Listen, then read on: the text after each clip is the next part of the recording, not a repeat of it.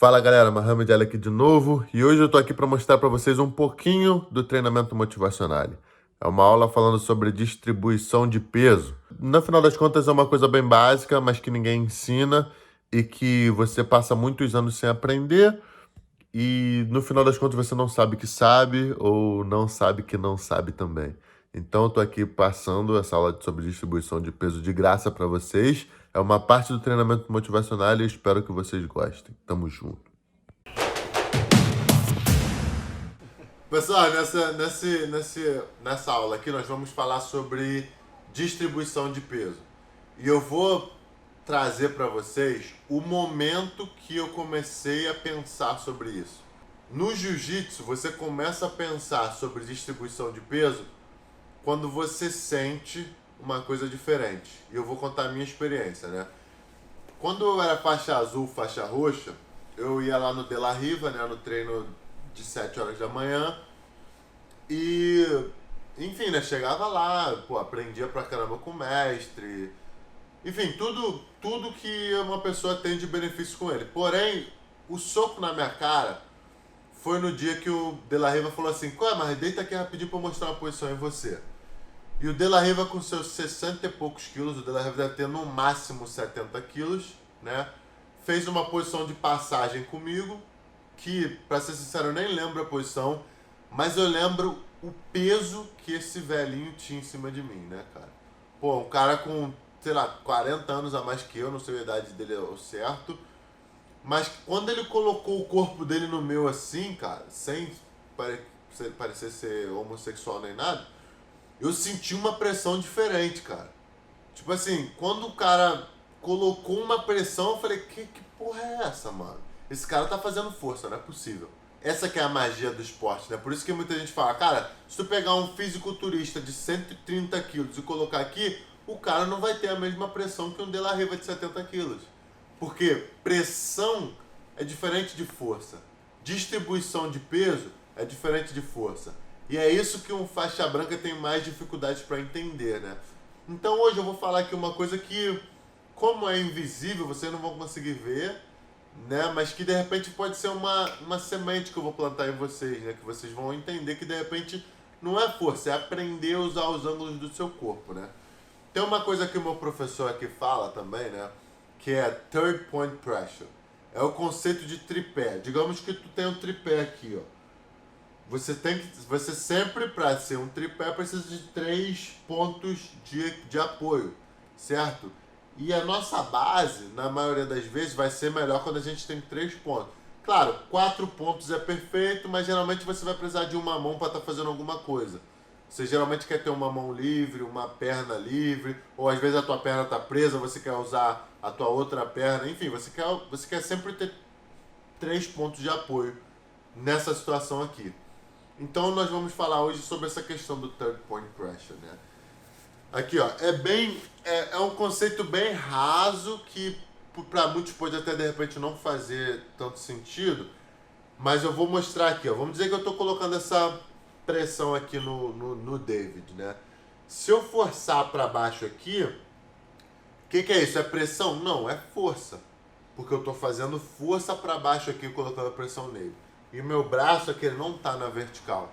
Mas conforme eu vou jogando o meu peso todo nesse braço, ó, eu vou progredindo.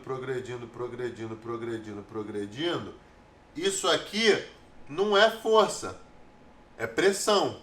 Já é porque o que acontece? O meu peso, eu tô aprendendo a jogar, a centralizar a minha energia, o meu peso todo naquele ponto ali, certo? Então, aqui é força. Se eu fizer força para baixo aqui, de repente eu posso até controlar ele um pouco, mas eu vou estar gastando energia. Mas conforme eu vou colocando o meu peso nele, vou colocando meu braço na vertical, aqui agora é pressão. Mas é o máximo de pressão que eu posso colocar? Claro que não, porque tá vendo que meus outros 2 pontos de apoio estão perto dele? Agora, se eu tiro do meu joelho e coloco nos meus pés, agora a minha pressão tá toda aqui no braço dele. Porém, eu posso ainda mexer meu quadril um pouquinho, ó, e agora empurrar um pouquinho com o meu pé de longe lá e deixar toda a pressão nesse ponto específico aqui que eu quero. E esse é o conceito de third point pressure, né? Que é colocar a tua pressão, colocar a tua energia, canalizá-la toda num lugar só, pro adversário naturalmente pensar assim, meu irmão, esse cara é forte pra caralho. Esse cara é muito forte, mas não é força, é pressão, é ajuste, é claro, controlar teu peso e saber colocar uma pressão toda num lugar só. E foi isso que eu senti com o De La Riva naquele dia que eu fui lá na academia dele. E isso dá pra fazer com tudo, dá pra tu fazer com a tua costela, dá pra tu fazer com o teu ombro, com a tua cabeça, dá pra tu fazer com o teu joelho, com o teu quadril. Isso tudo é uma questão de, primeiro, você entender os pontos e começar a aplicar. Claro, é jiu-jitsu invisível, você precisa sentir, você precisa vivenciar aquilo, você precisa fazer 1 milhão de vezes até você conseguir entender. Mas tem momentos que o teu peso tem que estar focalizado num lugar. E muitas vezes as pessoas vão te ensinar posições, você vai para seminários ou aulas, e muitas vezes a pessoa vai te falar isso, coloca o peso todo no lugar. Mas aquele cara não sabe que sabe, de novo, você não sabe que não sabe, você acha que tá fazendo e não tá, e às vezes essa é a diferença entre uma posição que dá certo e uma posição que não dá tão certo. Tu sentiu a diferença no peso aí, David? Muito. Cada etapa que tu fez foi aumentando a pressão. Então, tem uma diferença entre força e pressão. Ajuste e colocar a parada no lugar certo. Se tu assistir um Bernardo Farias, por exemplo, ele sempre fala de colocar o peso nesse ombro aqui, né? Então eu vou colocar o peso todo no meu ombro esquerdo. Se eu tô aqui, ó, é força. Eu tô puxando com a minha mão direita, tô colocando força lá. Porque eu tô com o meu joelho no chão. No momento que eu tiro o meu joelho do chão, eu já coloquei um pouquinho mais de pressão. É um pouquinho mais, tipo assim, já tô empurrando aqui, eu não tô fazendo força, mas eu tô usando as minhas pernas aqui para drive, né, para empurrar. Mas agora, se eu viro o meu quadril de lado aqui, ó, agora eu tô com a pressão toda no ombro dele. E quais são os 3 pontos aqui, ó? 1, 2 e o terceiro é no meu ombro. Não preciso necessariamente estar com a minha mão, pode ser ombro, pode ser costela, pode ser qualquer coisa. E aqui eu posso ficar 1 hora direto. E o David vai ter que fazer o que para sair dali? Força. Ele vai ter que me empurrar. E nisso que ele está me empurrando, eu não estou empurrando de volta, eu estou colocando pressão. E é nesse momento que não tem luta, porque eu estou salvando energia. Ele está lutando, eu não estou lutando tanto. Eu estou salvando minha energia, ele está me empurrando, está ali se esforçando para sobreviver. Em nenhum momento ele está pensando em me atacar, óbvio, tem níveis e níveis. Tem gente que dali vai tirar um estrangulamento, um triângulo.